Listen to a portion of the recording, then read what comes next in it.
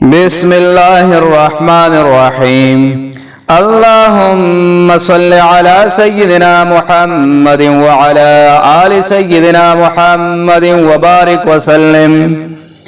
عزیز ساتھیو، سیرت النبی صلی اللہ علیہ وآلہ وسلم کے حوالے سے آج ایک نئے موضوع کے ساتھ حاضر ہے۔ آج کا ہمارا موضوع ہے حضرت محمد صلی اللہ علیہ وآلہ وسلم کا حجۃ الوداع۔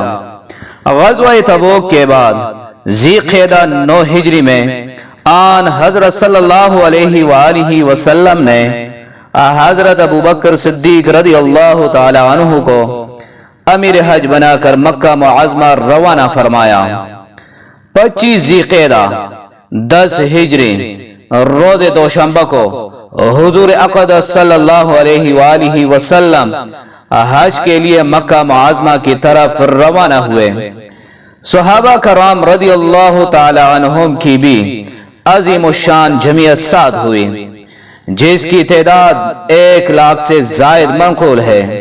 مدینہ منورہ سے 6 میل پر بمقام ذوالخلیفہ احرام باندھا 4 ذی الحجہ کو بروز شنبہ مکہ معظمہ میں داخل ہوئے اور حسب قواعد شریعہ حج ادا فرمایا۔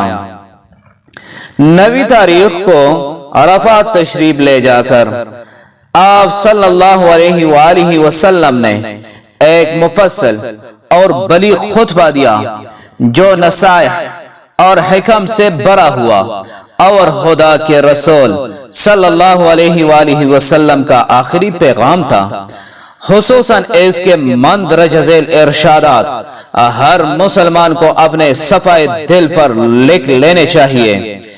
اے لوگو، میرا کلام سنو تاکہ میں تمہارے لیے ضروری امور کو بیان کر دوں۔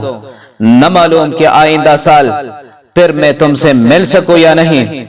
اس کے بعد فرمایا، مسلمانوں کی جان و مال و آبرو تم پر قیامت تک اسی طرح حرام ہے جیسے اس دن عرفہ، اس مہینے ذی الحجہ اور اس شہر مکہ کی حرمت ہے۔ اس لیے جس شخص کے پاس کسی کی امانت ہو تو وہ اس کی امانت واپس کر دے۔ اس کے بعد فرمایا، اے لوگو، تمہاری عورتوں کے تم پر کچھ حقوق ہے اور ان پر تمہارے حقوق ہیں۔ اے لوگو، مسلمان سب بھائی بھائی ہے۔ کسی شخص کے لیے اپنے بھائی کا مال بغیر اس کی خوشی کے حلال نہیں۔ میرے بعد تم پھر کافر نہ ہو جاؤ کہ ایک دوسرے کی گردنیں مارنے لگو۔ اس لیے میں نے تمہارے لیے اپنے بعد خدا کی کتاب چھوڑی ہے کہ اگر تم اس کے احکام کو مضبوطی سے پکڑے رہو تو کبھی گمراہ نہ ہوگے۔ پھر ارشاد فرمایا، اے لوگو، تمہارا پروردگار ایک ہے اور تمہارے باپ بھی ایک ہیں۔ تم ایک آدم علیہ السلام کی اولاد ہو اور آدم علیہ السلام مٹی سے پیدا ہوئے۔ تم میں سب سے عزت والا وہ ہے جو متقی ہو۔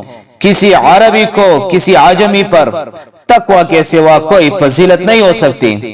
یاد رکھو کہ میں تبلیغ کر چکا اور یا اللہ تو گواہ ہے کہ میں تبلیغ کر چکا۔ حاضرین کو چاہیے کہ یہ کلمات غائبین تک پہنچا دیں۔ حج سے پارے ہو کر آن حضرت صلی اللہ علیہ وآلہ وسلم 10 روز تک مکہ معظمہ میں مقیم رہ کر مدینہ منورہ واپس ہوئے۔ عزیز ساتھیوں، سیرت النبی صلی اللہ علیہ وآلہ وسلم کے حوالے سے آج کا ہمارا موضوع اختتام کو پہنچا۔ اگلے ویڈیو میں ایک نئے موضوع کے ساتھ پھر حاضر ہوں گے۔ والسلام۔